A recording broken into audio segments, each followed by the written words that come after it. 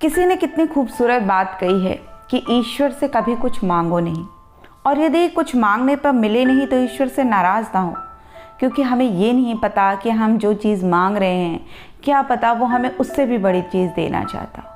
ये कहानी है एक ऐसे चित्रकार की जो बहुत सुंदर चित्र बनाता था, लेकिन विडंबना ये थी कि उसके कलर बहुत महंगे थे, रंग उसके बहुत महंगे थे, लोग उसकी पेंटिंग खरीदते नहीं थे और वो बहुत गरीब था, अपने परिवार का भरण पोषण भी नहीं कर पाता था।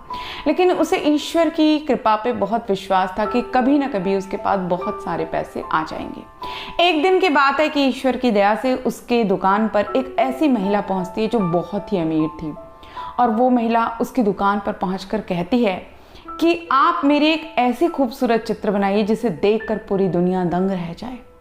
वो चित्रकार उस महिला को अपने सामने बिठाता है और उसकी एक बहुत ही सुंदर चित्र उसका बना देता है, जिसे देखकर महिला दंग रह जाती है। और वो महिला उससे कहती है कि मैं तुम्हारे इस कलाकारी से बहुत खुश हूँ, बताओ तुम क्या कीमत चाहते हो उस चित्र की।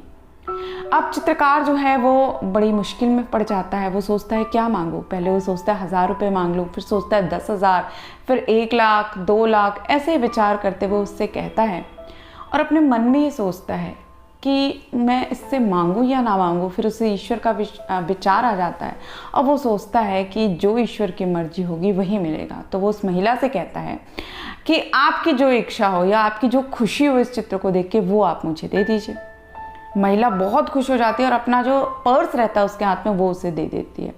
अब जो चित्रकार था वो दुविधा में पड़ जाता है। उसे लगता है कि मैंने शायद कम पैसे मांग लिए, इस पर्स में ज़्यादा 1000, 2000, 5000 या 10,000 होंगे, मुझे 1 लाख या 2 लाख मांग लेना चाहिए था।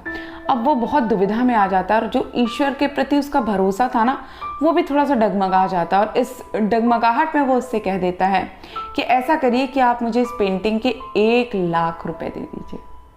अब उस अमीर महिला ने अपना पर्स उसके हाथ से लिया और उसमें से एक छोटा पर्स निकाला जिसके अंदर 10 लाख रुपए थे, और उसने उसमें से गिनकर 1 लाख रुपए उस व्यक्ति के हाथ में दे दिया। तो दोस्तों ये कहानी हमें बताती है कि हम भी ईश्वर से हर वक्त कुछ ना कुछ मांगते रहते हैं, और वो भी जो भी हम मांगते हैं वो हमारी सोच के हिसाब से, हमारे एक आप कह सकते हैं माइंडसेट के हिसाब से मांगते हैं। लेकिन हो सकता है कि ईश्वर में उससे भी ज़्यादा देना चाहता हो। तो कभी भी ईश्वर से कुछ भी मत मांगिए, बस अपने काम अच्छे से करिए और उस पर भरोसा रखिए। हो सकता है कि हम तो सिर्फ चम्मच लिए खड़े हों और वो हमें बहुत कुछ देना चाहता हो। तो कभी मांगने के बजाय ईश्वर पर भरोसा रखें, आगे अपने काम करते रहें। आपकी ये जो माइंडसेट है वो आपको ज़िंदगी में बहुत ऊंचाइयों पे ले जाएगा। तो फिर मिलते हैं, तब तक के लिए नमस्कार।